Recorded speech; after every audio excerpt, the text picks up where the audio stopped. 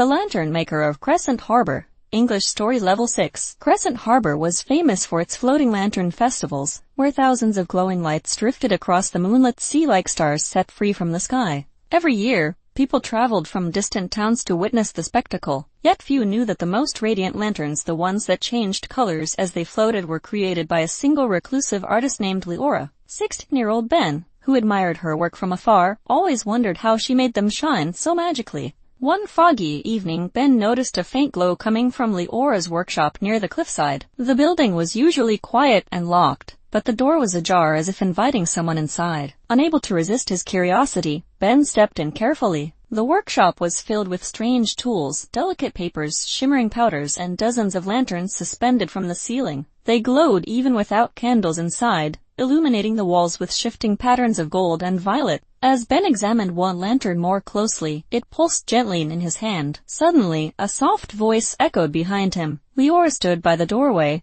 her silver hair tied back, her eyes reflecting the same glow as her lanterns. Instead of scolding him, she smiled faintly and said she had been waiting for someone brave enough to enter uninvited. Ben didn't understand, but she gestured for him to follow her deeper into the workshop. Leora revealed a hidden room behind a sliding wooden panel.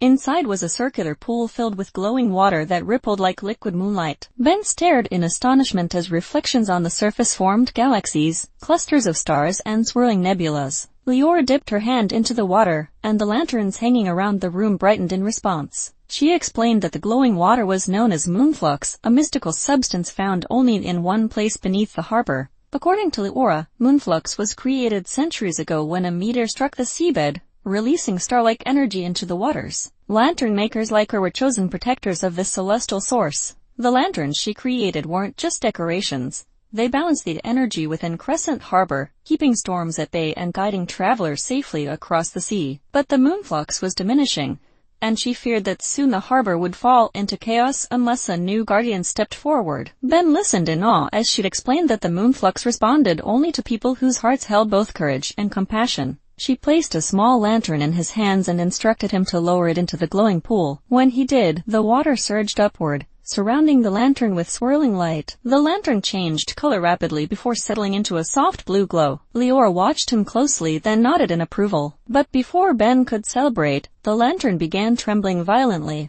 The moonflux pulsed erratically, sending radiant waves across the room. Leora's expression turned serious. The meteor's energy was destabilizing deep beneath the harbor. If it ruptured, the entire coastline would be swallowed by unnatural tides. The only way to restore balance was to descend into the underwater cavern where the meteor fragments still rested. The next dawn, Leora and Ben boarded a small submersible hidden beneath the workshop. They traveled deep into the ocean until they reached an enormous cavern glowing with fractured starlight. At its center lay the meteor fragment, cracked and unstable. Leora instructed Ben to place the lantern he had infused with moonflux into the fragment's core to repair the imbalance. As Ben approached, the seawater trembled, swirling like a vortex. He steadied himself and pressed the lantern into the glowing crack. Light exploded through the cavern, illuminating every corner with blinding brilliance. When the glow faded, the meteor fragment had fused into a stable form once again. They returned to Crescent Harbor to find the sea calm, the skies clear, and the lantern festival ready to begin. Leora handed Ben a small key, the key to her workshop, and told him that the harbor had chosen its next guardian. Ben gazed out at the floating lanterns, knowing that the celestial glow of Crescent Harbor would now depend on him.